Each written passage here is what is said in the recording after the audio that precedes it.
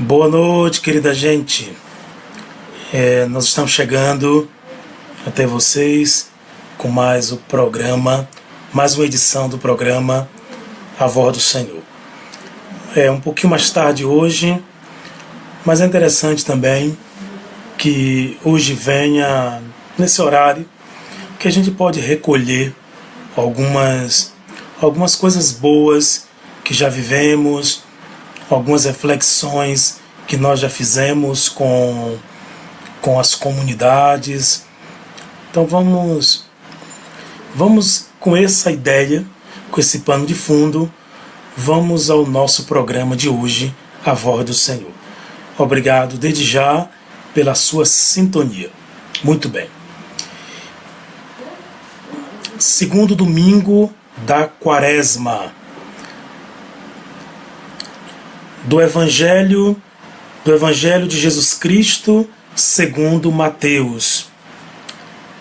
Naquele tempo, Jesus tomou consigo Pedro, Tiago e João, seu irmão, e os levou a um lugar à parte, sobre uma alta montanha, e foi transfigurado diante deles. O seu rosto brilhou como o sol, e as suas roupas ficaram brancas como a luz. Nisto apareceram-lhes Moisés e Elias, conversando com Jesus. Então Pedro tomou a palavra e disse: Senhor, é bom ficarmos aqui.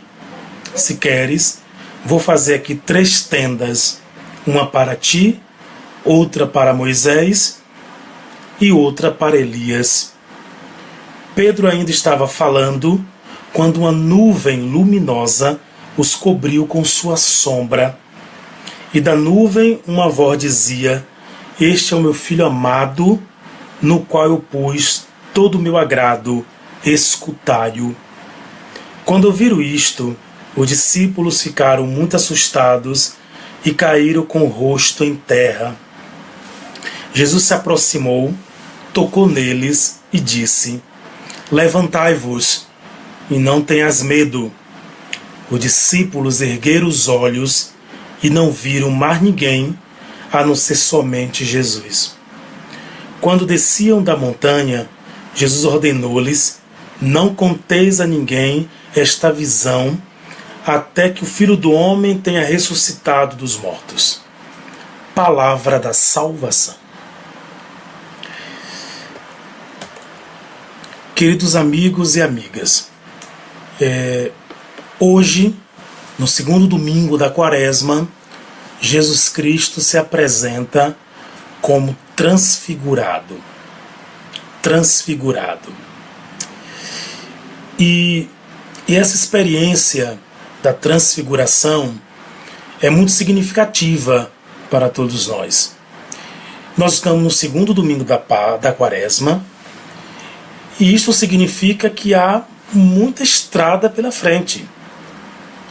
Há ainda vários domingos celebrativo desse tempo quaresmal, até chegarmos à Semana Santa, até chegarmos ao núcleo da Semana Santa, que é o Tríduo Pascal, até chegarmos, em definitivo, à celebração da Páscoa do Senhor. Há muita estrada para o nosso caminhar, para a nossa caminhada litúrgico-espiritual. Pois bem, mas ainda assim aparece o tema, ou melhor, ainda assim Jesus Cristo se apresenta como transfigurado.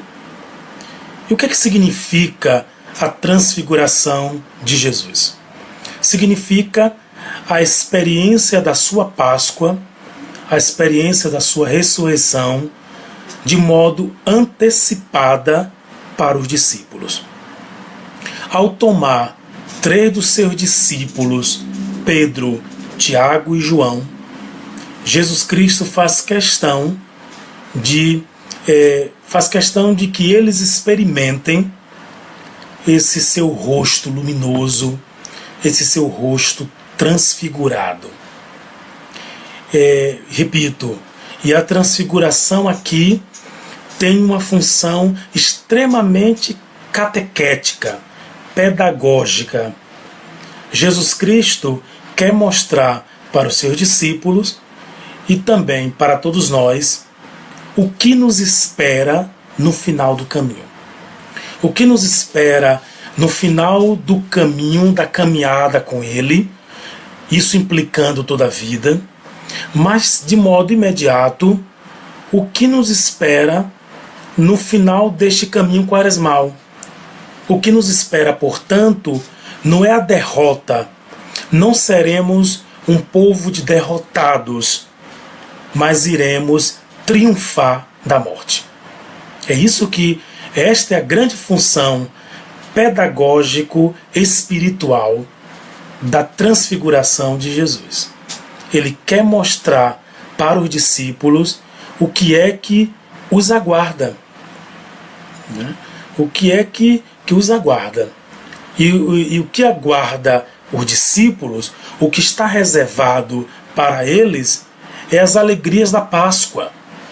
É o triunfo do próprio Cristo sobre a morte. E por que isso é importante? Porque uma coisa é você caminhar na total penumbra, caminhar na total indiferença, no total desconhecimento, na total ignorância sobre o que te aguarda, ou o que nos aguarda. Outra coisa é quando eu já consigo entrever, eu já consigo ver por antecipação, né, o que é que de algum modo nos aguarda. Este é o significado, diria assim, do ponto de vista mais catequético e pedagógico da transfiguração do Senhor. No mais, nós não conseguimos decifrar totalmente. Olhemos para as reações dos discípulos diante da transfiguração de Jesus. Eles não conseguem decifrar, nem nós. Eles ficaram atemorizados, espantados. Eles não conseguiram, não conseguiram dar conta. Ninguém consegue. Ninguém vai conseguir explicar o grande mistério da transfiguração. Mas nós temos, pelo próprio itinerário dos evangelhos e pela própria dinâmica explicativa de Jesus, nós conseguimos entender um pouco desse significado. Muito bem, é importante que a gente faça algumas considerações ainda. Pois bem, Jesus Cristo tinha falado pela primeira vez com o discípulo sobre a realidade da sua morte. Jesus Cristo fez o seu primeiro anúncio a respeito da sua paixão e morte, e também ressurreição. Nós sabemos o estilo desses anúncios da paixão de Jesus pelo próprio Jesus. Olha, o Filho do Homem vai ser entregue na mão dos homens, vai sofrer, mas ao terceiro dia vai ressuscitar. Isto causou um grande impacto nos discípulos. Eles ficaram um pouco em baixa com isso.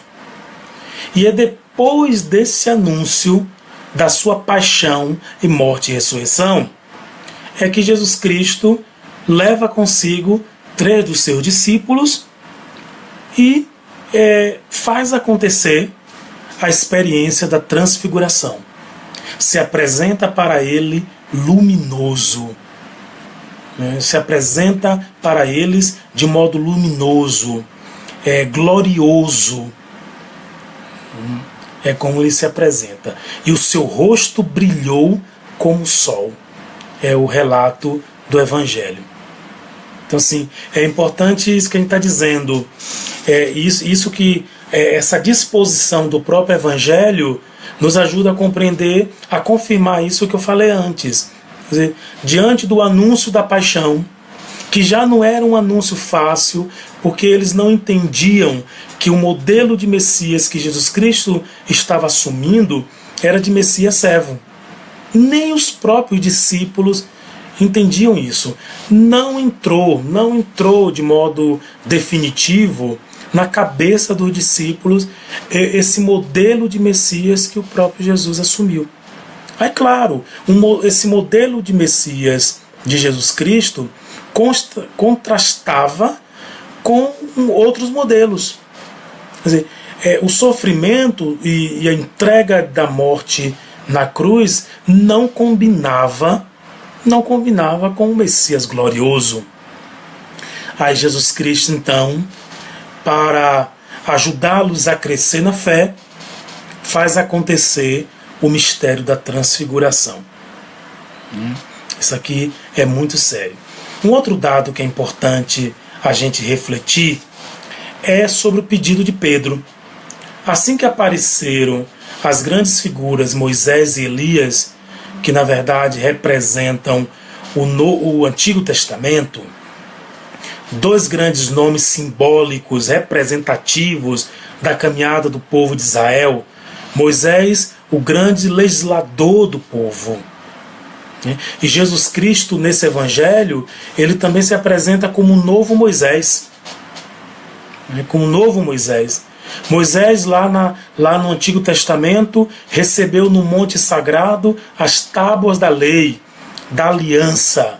Agora, o novo Moisés, na sua vida, na sua entrega, na sua paixão e morte e também ressurreição, é nesse lugar que vai se dar a manifestação gloriosa de Deus na nossa vida.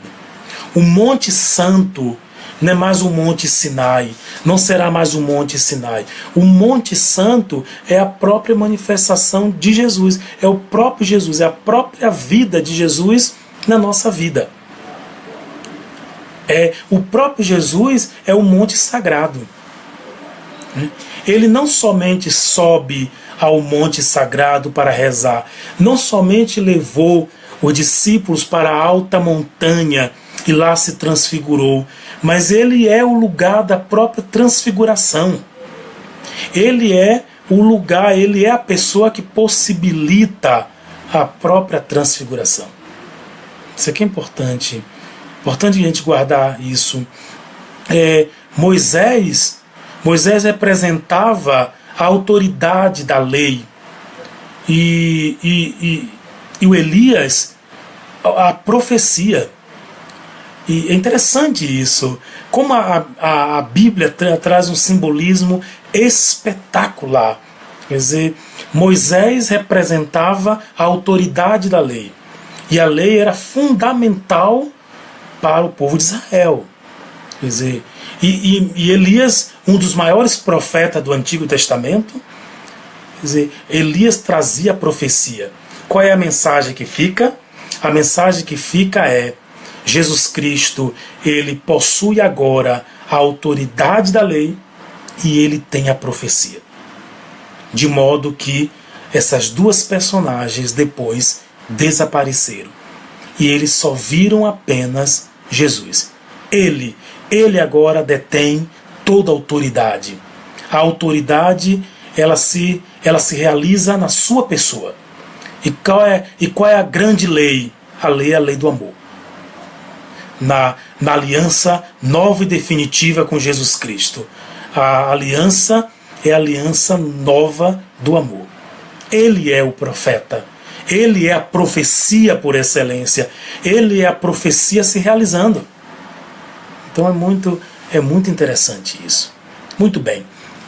Pedro então diz: olha, façamos 3 tendas. Uma para ti, outra para Moisés e outra para Elias. Jesus Cristo, como se não respondesse, não há um diálogo direto de Jesus Cristo com Pedro, rechaçando essa proposta, mas o Evangelho deixa claro que Jesus Cristo não topa, não quer, porque depois eles descem a montanha. Eles descem a montanha. Queridos amigos e amigas, que acompanham a gente agora, qual é a grande mensagem? Qual é a grande mensagem desse Evangelho? A grande mensagem é que nós somos caminheiros. O cristianismo é a religião do caminho. Não é a religião do sedentarismo, é a religião do caminho. Assim como Abraão é um nome representativo de um povo seminômade que buscava a terra, que buscava melhores condições de vida, né, para si mesmo e para toda a sua família, para o seu clã. Quer dizer, nós somos de uma linhagem de caminheiros, de buscadores. No final das contas, Jesus Cristo está dizendo: não entendam que o cristianismo é a religião estática. Não entenda cristianismo como religião estática. Ou até diria, não entenda a minha proposta, porque quando a gente fala de religião, cristianismo, a gente fala de tantas formulações que só vieram bem depois. A gente está aqui no terreno do Evangelho. E que até para uma certa saúde espiritual é interessante distinguir evangelho de religião, evangelho de estruturas, às vezes. O evangelho está para iluminar as estruturas, o evangelho está para iluminar as religiões, mas são coisas distintas. Não se confundem. São conexas, mas distintas. E nós estamos aqui no miolo, nós estamos aqui falando do mais fundamental, que é evangelho, a proposta evangélica de Jesus. Jesus está dizendo: olha, se você quiser me seguir, não vai poder ficar na montanha do egoísmo, não vai poder ficar na montanha do individualismo, não vai poder ficar na montanha da acomodação. Seguir-me significa descer a montanha. Seguir-me significa descer a montanha. Seguir Jesus Cristo significa descer a montanha do egoísmo, do individualismo, da acomodação, para ir ao encontro dos outros, para o encontro de outras realidades. E é nesse sentido que o discurso do Papa Francisco, de uma igreja em saída, encontra um profundo respaldo nesse evangelho, nessa particularidade desse evangelho. É para descer. A montanha é o lugar da manifestação de Deus, é o lugar da epifania de Deus. A montanha é o lugar também da teofania. Por teofania aqui nós estamos falando de manifestação divina. Manifestação divina. E nós vimos a grande teofania da transfiguração. Este é o meu filho bem-amado, é a voz do Pai que se faz ouvir. Este é o meu filho bem-amado, no qual pus o meu agrado, escutai-o. Que bela teofania, que bela teofania. Mas o texto, no seu sentido completo, nos diz: se a montanha é o lugar de experimentar a Deus, e biblicamente a montanha perpassa toda a trajetória do povo de Israel, do novo povo, do Novo Testamento, como lugar da manifestação de Deus. É importante dizer também que a planície é o lugar onde se verifica quem de fato segue o Senhor. Em outras palavras, é preciso unir fé e vida. A fé que você experimentou na montanha é necessária que ela se case com a tua vida, com a planície.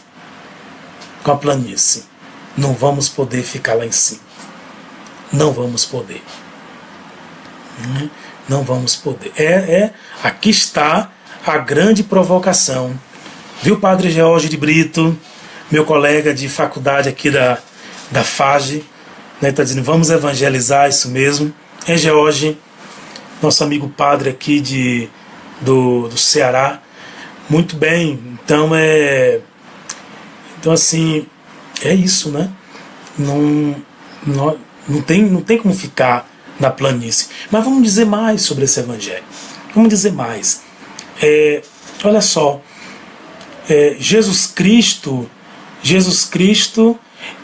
ele ele de fato, ele se transfigura diante dos discípulos. Olha, vamos entender bem esse caminho. Jesus Cristo, ele está seguindo a sua vida normal. Ele está seguindo a sua trajetória normal. Ao se transfigurar, ele se solidariza. Assim, na semana passada, que foi a semana das tentações, se a gente disse que Jesus Cristo se solidarizou com todos aqueles que são tentados, hoje nós vamos dizer que Jesus Cristo se solidariza com todos aqueles que são desfigurados, com todos aqueles que estão desfigurados. E ele se transfigura para mostrar que esse é também o nosso destino. Para mostrar que é para a transfiguração que nós caminhamos. Olha, a transfiguração é um antegozo da ressurreição. É um antegozo. Mas Jesus Cristo, depois ele ele vai para a planície. Ele vai viver um tanto quanto, dizer assim, de jeito normal. Ele vai viver de um jeito normal. Como também estamos celebrando hoje a transfiguração do Senhor, mas amanhã nós vamos voltar para a nossa vida normal. Agora, é importante dizer que ao se transfigurar, Jesus Cristo, ele recapitula, ele chama todas as realidades que precisam de transfiguração. De transfiguração. E olha, querida gente, é muita coisa precisando ser transfigurada. Quando olhamos para a realidade da nossa saúde, que gera tanto descaso, que mata muita gente, quando olhamos para a corrupção, que gera um buraco social cada vez mais fundo, quando olhamos para a reforma da Previdência, que parece que tem gerado tanto descontentamento, que parece não priorizar os mais pobres, que massacra os mais pobres, sabe? Quando olhamos para tantas realidades de trevas e hoje proclamamos o texto da transfiguração do Senhor, nós estamos dizendo também isso. Ele se solidariza conosco e ele se transfigura, e ele quer nos transfigurar de todas essas realidades. Precisamos.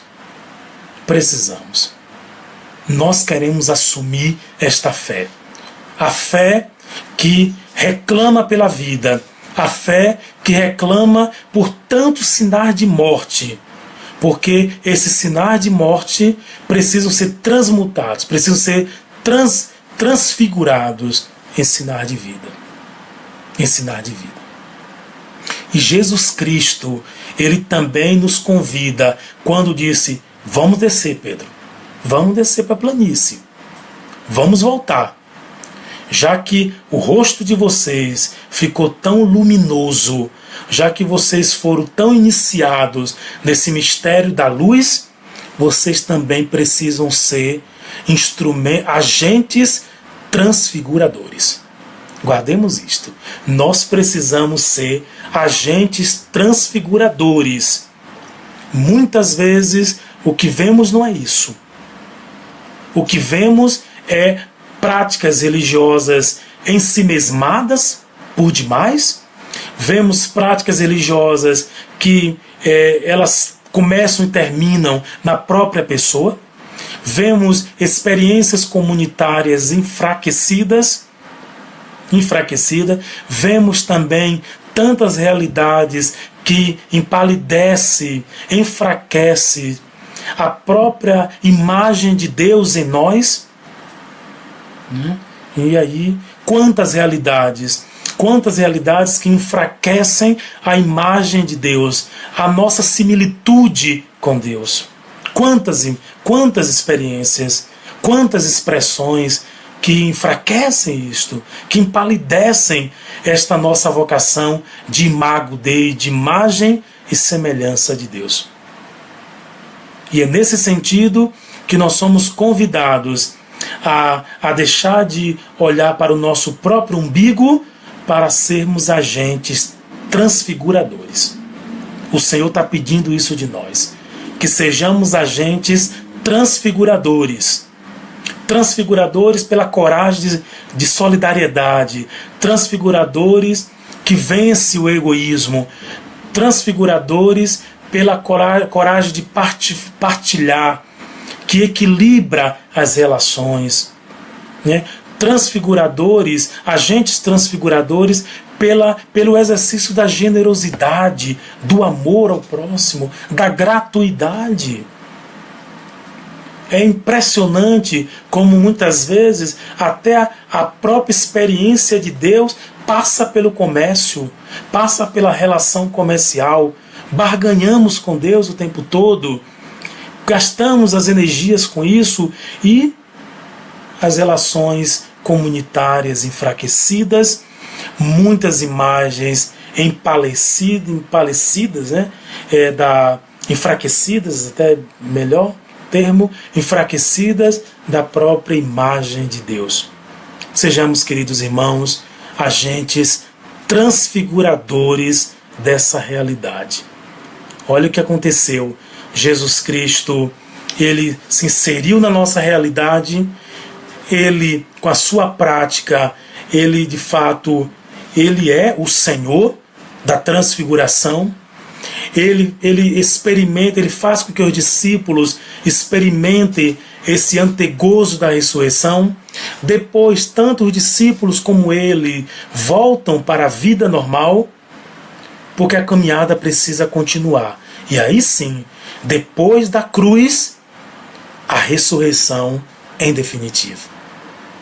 A ressurreição experimentada definitivamente, como o triunfo da vida sobre a morte, como triunfo de toda a realidade divina, toda a realidade de luz sobre toda a realidade de treva. Esse é o grande pedido de Deus. Qual é a decisão? Qual é o caminho? O que é que você vai fazer? Que decisão você vai tomar?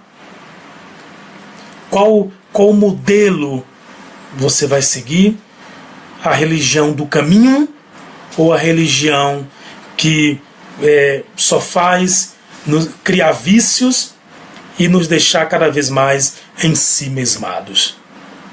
É a religião do caminho. Como eu falei, o Papa Francisco, com tudo que ele fala, com essa ideia de igreja em saída, ele nos provoca profundamente. E, como é próprio da minha vertente também de estudo, eu, quando vejo um texto desse e vejo que o Papa Francisco se embasa também nesse texto para provocar uma igreja em saída, eu também me pergunto, qual o lugar do ser humano em uma igreja em saída? Qual o lugar das pessoas numa igreja em saída? Então aqui é muito provocador. Por isso que o Papa, ele também com a sua eclesiologia, com a sua proposta de uma igreja em saída, ele desenha uma antropologia, que não é invenção dele, mas é a genuína antropologia cristã. Quer dizer, dessa eclesiologia de saída, qual é a imagem que emerge de ser humano? Um ser humano que é valorizado para além do seu pecado, para além da lei. Um ser humano que é colocado no centro. É colocado no centro. Um ser humano que é resgatado. Um ser humano que recebe a proclamação de que Deus o ama profundamente. E é calcado nesse amor que ele vai se reerguer. É calcado no amor, não é apontando-lhe as feridas, mas é calcado, fundamentado no amor de Deus, com a certeza de que é profundamente amado pelo Senhor, é que ele vai conseguir se erguer, se colocar de pé e dar as respostas que ele precisa dar. E pouco a pouco, sair de uma imagem desfigurada, de imagem e semelhança de Deus, para uma imagem transfigurada. Esse é o nosso papel. Não desfigurar ainda mais, mas sermos agentes transfiguradores de tantas realidades, de tantos seres humanos que precisam do nosso apoio, da nossa mão. Não neguemos a mão a quem precisa, independente de qualquer coisa. Não neguemos a mão a quem precisa, porque no final das contas, essa eclesiologia de saída, que desenha uma antropologia de saída, coloca o ser humano no centro, como assim bem fez nosso Senhor Jesus Cristo. Portanto, vamos descer da planície, que é muito gostosa, é muito boa experiência, o gozo espiritual que temos de alguns momentos é super interessante, mas é preciso descer. Descer a planície da Eucaristia, descer da montanha da Eucaristia, descer da montanha da Palavra de Deus, descer da montanha da missa, descer de momentos espirituais interessantes, descer da montanha de retiros, de momentos de oração, disso, daquilo, para ir para a planície da própria vida e sermos agentes transfiguradores, porque o Senhor quer contar conosco. Queridos amigos e amigas, um bom domingo, um bom restinho de domingo e uma abençoada semana para todos. Obrigado mais uma vez pela sintonia de muitas pessoas que vejo aqui, que colocaram seus comentários. Então, o nosso muito obrigado. Sei que vocês já fizeram várias reflexões desse texto, já foram à missa, foram talvez até mais de uma missa, e obrigado pela paciência de estar conosco, de nos acompanhar também nessa reflexão. Que bom que o nosso Deus é um Deus extremamente corajoso e quer que a gente, quer transfigurar toda a realidade de morte em realidade de vida, e quer também que a gente colabore para que essa transformação seja diária. Vamos começar pelas pequenas coisas, começar por gestos pequenos, de solidariedade, de partilha, de generosidade, de preocupação com o outro, deixar o lugar para o outro, deixar de querer ser o centro de tudo, fazer uma devida escala de valores. A gente coloca em primeiro lugar, em segundo e terceiro, certas coisas que não precisam, não devem estar nesses lugares. Vamos hierarquizar melhor esses valores da gente. Então, olha, não tem outro caminho não. O caminho é como disse São Paulo ao seu querido amigo, discípulo Timóteo, na segunda leitura de hoje: sofre comigo pelo Evangelho. Sofre comigo, porque não é fácil abrir o Evangelho para ser agente de transformação, de transfiguração.